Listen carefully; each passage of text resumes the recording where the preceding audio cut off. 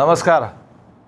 सोलापूर जिल्ह्यामध्ये आज राष्ट्रवादी काँग्रेस पार्टीच्या काही नेत्यांनी भारतीय जनता पार्टीमध्ये प्रवेश केला आणि त्याच्या संदर्भानं काही चर्चा या जिल्ह्यामध्ये होत आहे आणि प्रवेश केल्यानंतर आणि प्रवेश करत असताना पूर्वीच्या आमच्या असलेल्या नेत्यांनी ज्या पद्धतीची वक्तव्य केली त्याच्यामध्ये राष्ट्रवादी काँग्रेस पार्टीमध्ये निष्ठेला महत्त्व राहिलं नाही अशा पद्धतीचं वक्तव्य केलं गेलं। पक्षामध्ये बेशिस्त वाढलेली आहे अशा पद्धतीचं वक्तव्य केलं गेलं। मला खरं तर फार गंमत वाटली त्या वक्तव्याची। आता भारतीय जनता पार्टीमध्ये ते गेलेले आहेत तर मला खरं तर भारतीय जनता पार्टीच्या एक प्रकारच्या त्या ठिकाणच्या शिस्तीची उद्या बेशिस्त तर होणार नाही ना अशी खरी तर चिंता वाटायला लागलेली आहे। एवढ्या महापुरुष पृथ्वी तलावरचा सर्वात महान व्यक्ती भारतीय जनता पार्टीने त्यांच्याकडे प्रवेश करून घेतलेला आहे।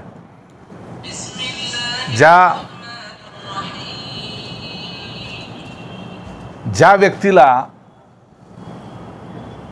भारतीय जनता पार्टीने प्रवेश दिलेला आहे मुळात असा आहे की प्रसारमाध्यमांकडून पण थोडीफार गफलत होते आहे। राष्ट्रवादी काँग्रेस पार्टीच्या 4 माजी आमदारांचा प्रवेश असे सातत्यानं बातमी दाखवली जाते।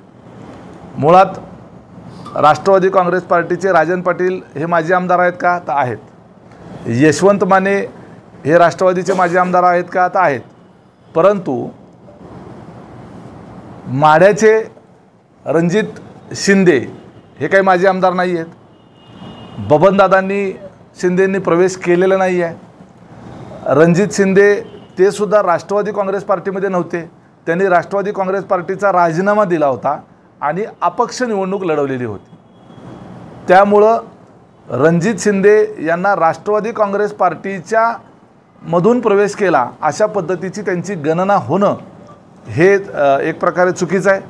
त्यामुळे हे 3च आकडे त्या ठिकाणी असताना 4 आमदारांचा राष्ट्रवादी काँग्रेस पार्टीमधून प्रवेश।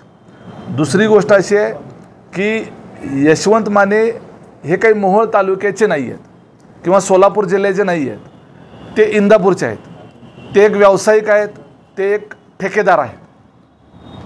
त्यांना फक्त जातीचं प्रमाणपत्र त्यांच्याकडे असल्यामुळं आणि त्यामुळं त्यांना मोहोळ तालुक्यातून निवडून आणलं गेलं। राजन पाटील यांना वजा केलं तर यशवंत माने यांना फारसं काही या भागामध्ये जन्मत नाही। त्यांचं यशवंत माने यांच्या स्वतःच्या गावची ग्रामपंचायत पण त्यांच्या ताब्यात नाही। म्हणजे शून्य लोकमतात असलेला व्यक्ती केवळ फक्त मोहोळ तालुक्यातून आम्ही लोकांनीच निवडून दिलेली होती म्हणून ती आमदार झाली होती आणि नंतर पराभूत झाल्यानंतर माजी आमदार झाले। त्यामुळं त्यांच्या प्रवेशाला फारसं महत्त्व देण्याची गरज नाही। राजन पाटील लोकनेते होते का? तर होते। त्यांना जनतेचा पाठिंबा होता का? तर होता।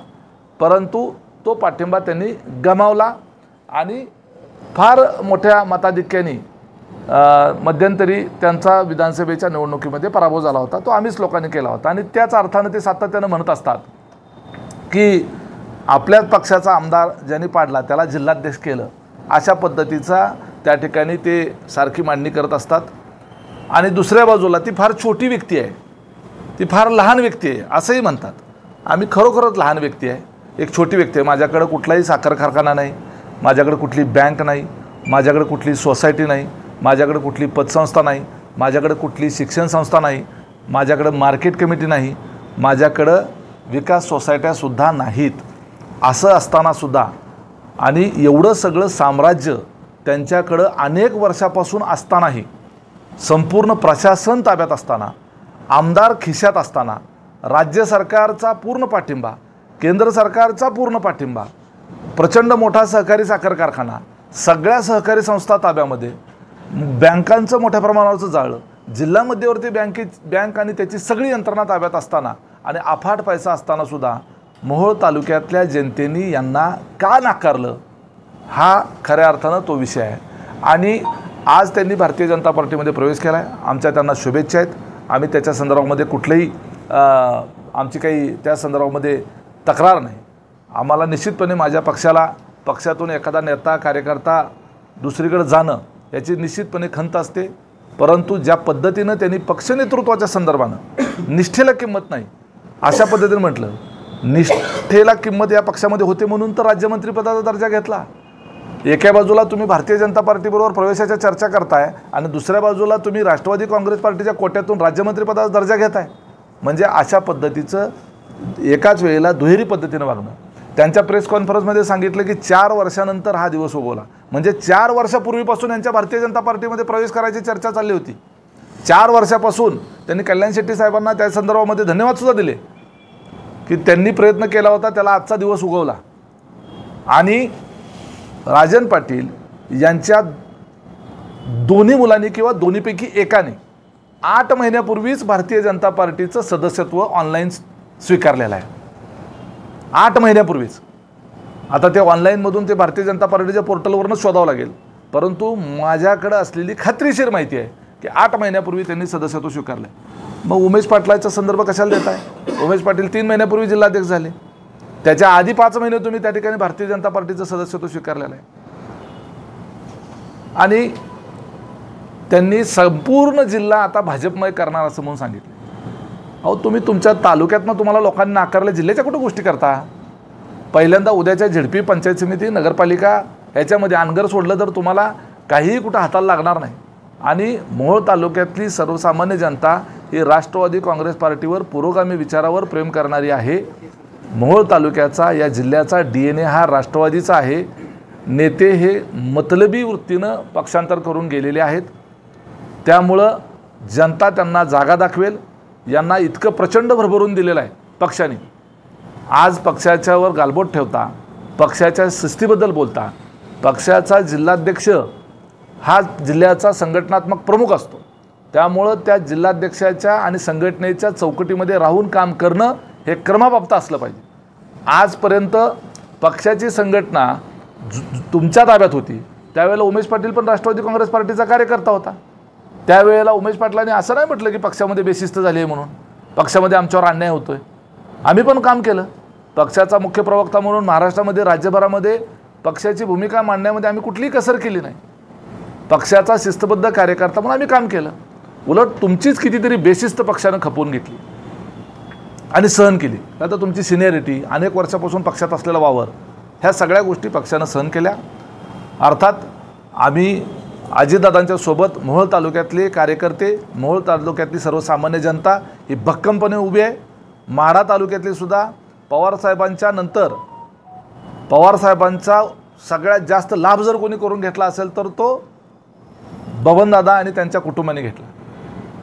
राजकीय लाभ, आज जे काही त्यांचं सगळं साम्राज्य उभं आहे हे केवळ पवारसाहेब असतील, अजितदादाच्या माध्यमातून, त्यांच्या सहकार्यातून उभं राहिलेलं आहे. आता हे यांना वेगवेगळ्या पद्धतीनं यांनी वेगवेगळ्या चुकीची कामं केलेली आहेत आणि त्याच्यातून येणाऱ्या अडचणीतून वाचण्याच्या करता म्हणून तर त्यांनी प्रवेश केला नाही ना, हा देखील त्या ठिकाणी एक प्रश्न त्या ठिकाणी निर्माण झालेला आहे.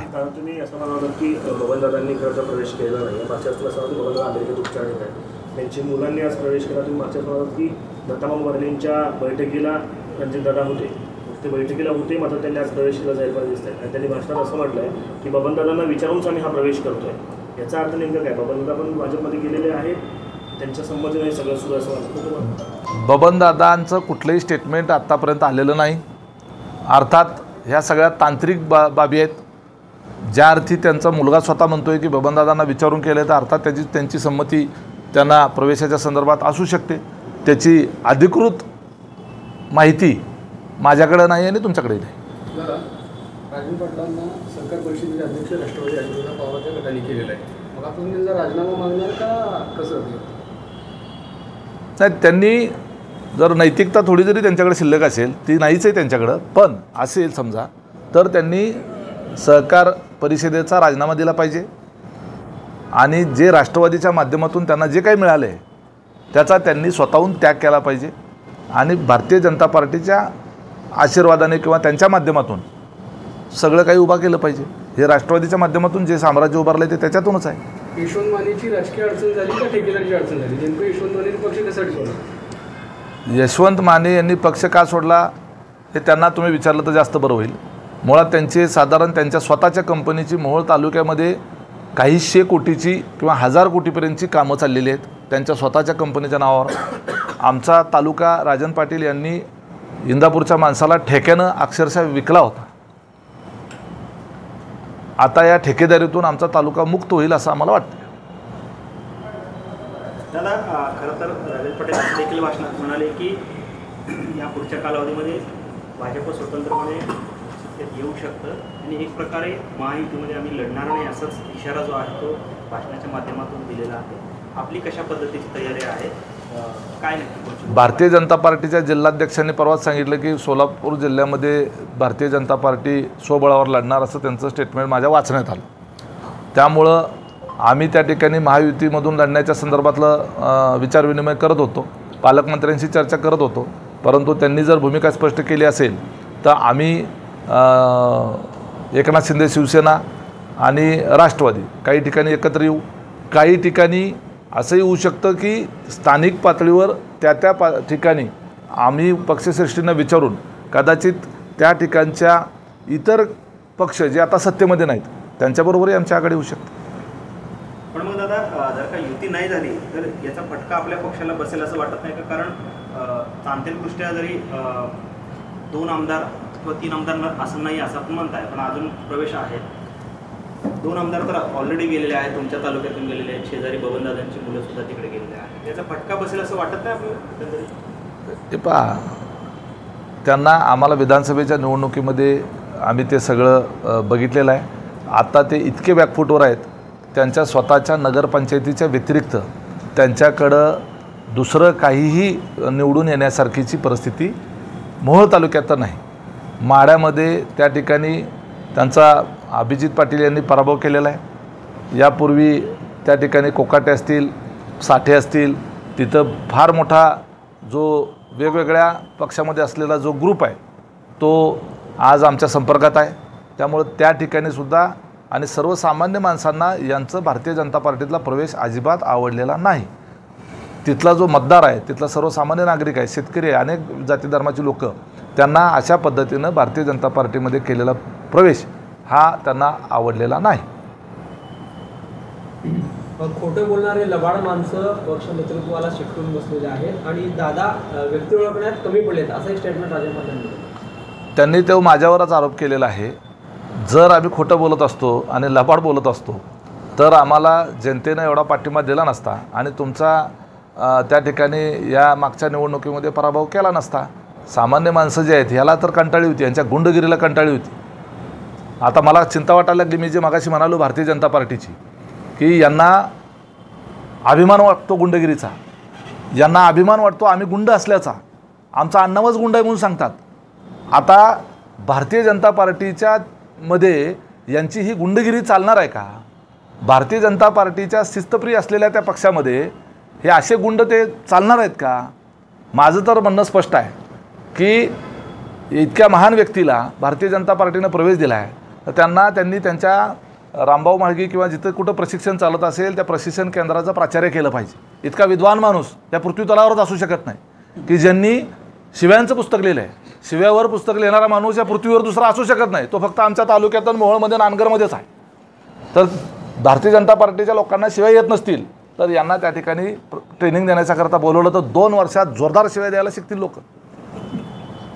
यांच्याकडे ह्यांनी जे शिकलेलं आहे, यांच्याकडे जे ज्ञान आहे हे पृथ्वीतलावर दुसऱ्या माणसाकडे असू शकत नाही. लग्नाच्या आधी मुलांची पैदास कशी करायची असते ह्या अभ्यासक्रम, ह्याचं ज्ञान हे फक्त आमच्या तालुक्यातल्या या राजन पाटलाकडेच आहे आणि त्यांच्या पोरांकडेच आहे. तर हे ज्ञान जे आहे ते आता तिकडं ते ज्या पक्षात गेलेले आहेत तिथं ते भरभरून देतील अशी त्या ठिकाणी आम्हाला अपेक्षा आहे. आता ते कसं भारतीय जनता पार्टी पचवणार आहे हा फक्त आता संशोधनाचा विषय राहणार आहे. मोहोळ तालुक्यावरती काय भूमिका असणार आता? महायुती म्हणून लढणार आहात की स्वतंत्र? मोहोळ तालुक्यामध्ये 2च विचार आहेत. एक राजन पाटील यांच्या बाजूचा विचार आणि राजन पाटील यांच्या विरोधातला विचार. आणि तो विरोधातला जो विचार आहे त्या विचारामध्ये असलेली जी माणसं आहेत सगळी ते आम्ही सगळे एकत्रित मिळून आम्ही निर्णय घेऊ आणि त्या ठिकाणी आम्ही आमचे उमेदवार त्या ठिकाणी उभे करून निवडून आणू. नगरपालिका, पंचायत समिती, जिल्हा परिषद सर्वच कमळमय दिसतील असं एक सांगताय. प्रत्येक पक्षाला आपापला पक्ष वाढावा, मोठा व्हावा असं वाटत असतं. भारतीय जनता पार्टी सध्याच्या परिस्थितीमध्ये राज्यातला महायुतीमधला मोठा भाऊ आहे. त्यांना त्यांच्या पक्षाचं ग्रामीण भागामधला विस्तार करण्याच्या दृष्टीनं त्यांनी केलेला प्रयत्न याला काही आपल्याला चुकीचं म्हणता येणार नाही. त्यांनी त्यांच्या पद्धतीनं प्रत्येक पक्ष आपापला पक्ष वाढवण्यासाठी प्रयत्न करत असतो. आम्हालाही आमचा पक्ष वाढवण्याच्या करता, आमच्या जागा जास्तीच्या निवडून येण्याच्या करताची आमची रणनीती ठरवण्याचा आम्हाला अधिकार आहे. त्यांनी त्यांच्या रणनीतीप्रमाणे ते चाललेले आहेत. त्यांना शुभेच्छा आहेत. कुठंतरी मोठ्या मित्रपक्षाने तुमचे आमदार खेचून घेतल्याचं दुःख आहे मनामध्ये? दुःख तर वाटतंच कधी, कारण कार्यकर्ते एकमेकांची फोडाफोडी केल्यानंतर याचं लोन सगळ्या राज्यभरामध्ये पसरू शकतं. सगळे दिवस काही सारखे नसतात. शेवटी महाराष्ट्रातली सर्वसामान्य जनता ही सगळं उघड्या डोळ्याने आणि बारकाईने निरीक्षणातनं पाहत असते आणि त्यांचं ते ॲनालिसिस करत असतात. त्यामुळं निवडणुका हा एकमेव त्या ठिकाणचा निकष असतो की त्या निकालानंतरच लोकांना हे आवडलं का नाही आवडलं हे त्यातून स्पष्ट होईल. तुम्ही भाजपमधनं काही नेते किंवा कार्यकर्ते घेणार आहे का राष्ट्रवादी? तसं भाजपने राष्ट्रवादीला धक्का दिला आहे, तसं राष्ट्रवादी देखील भाजपला काही धक्का देणार? अशा पद्धतीच्या गोष्टी ह्या सांगून नसतात. प्रत्येकाची रणनीती ही जोपर्यंत ती गुप्त असते तोपर्यंत रणनीती असते, आणि जर ती गुप्त नाही राहिली तर ती रणनीती नसते. या सर्व प्रवेशाच्या दरम्यान या टी व्हीवर बातम्या होत्या 8 दिवस 10 दिवस, तर अजितदादांसोबत आपलं काही बोलणं झालं होतं का, किंवा का लोक चालले, काय माहिती घेतली आहे दादांनी? मी त्या संदर्भामध्ये माझं आणि दादांची चर्चा झालेली होती. पक्षाच्या बरोबर चर्चा झालेली होती. बातम्या सातत्याने येत होत्या आणि त्यांना त्या गोष्टीची कल्पना होती. खरं तर मामानं सुद्धा तो प्रश्न विचारला होता. हे जे काही नेते जात आहेत तर त्यांना थांबवण्याचा प्रयत्न होत नाही आहे किंवा झाला किंवा नाही. दत्ता मामा म्हणाले की आम्ही त्या संदर्भात काही पक्षनिष्ठ भूमिका घेईल. मात्र राजन पाटील असं म्हणतात की आम्हाला कुठल्याही पद्धतीचा फोन किंवा विचारणा झालेली नाही, त्याचं वाईट देखील आम्हाला देखील वाटतं. तर झोपेचं सोंग घेतलेल्या माणसाला उठवायचं फार अवघड असतं. जायचं ज्यांनी ठरवलेलं आहे त्याला कितीही डुसण्या दिल्या तरी तो त्याच्यामध्ये उपयोग काय होणारच नव्हता. शेवटी आम्हालाही अंतर्गत सगळी माहिती असते, यांच्या बैठका कुठं झाल्या, कशा झाल्या, किती झाल्या, काय ठरलं, कुठं ठरलं. आमचेही लोक सगळे त्यामध्ये अवेअर होते. मुळातच 8 महिन्यापूर्वीच यांनी सदस्यत्व घेतलेलं होतं. 4 वर्षापासून त्यांची त्या संदर्भामध्ये भारतीय जनता पार्टीमध्ये प्रवेशाच्या संदर्भात चर्चा चाललेल्या होत्या. फक्त तो दिवस आत्ता उगवला आणि मग आता काहीतरी कारण दिलं पाहिजे, कुणावर तरी ढिकूळ ठेवला पाहिजे याच्याकरता म्हणून त्यांची ती वक्तव्य आहेत. शेवटच्या टप्प्यात जिल्हाध्यक्ष म्हणून तुमच्याकडून काय प्रयत्न झाले का रोखण्यासाठी? माझं आणि त्यांचं कुठल्याच पद्धतीचं संभाषण होत नसल्यामुळं, जिल्हाध्यक्ष म्हणून त्यांनी माझ्याशी कुठल्याही पद्धतीचा त्या ठिकाणी पक्षाचे कार्यकर्ते म्हणून संवाद केलेला नसल्यामुळं, एवढंच काय, मोहोळचा तालुका अध्यक्ष साधा मी जिल्हाध्यक्ष झाल्यानंतर भेटायला सुद्धा आला नाही आणि हे सांगतात बेशिस्त वाढली. त्यांचा तालुका अध्यक्ष किती बेशिस्त आहे.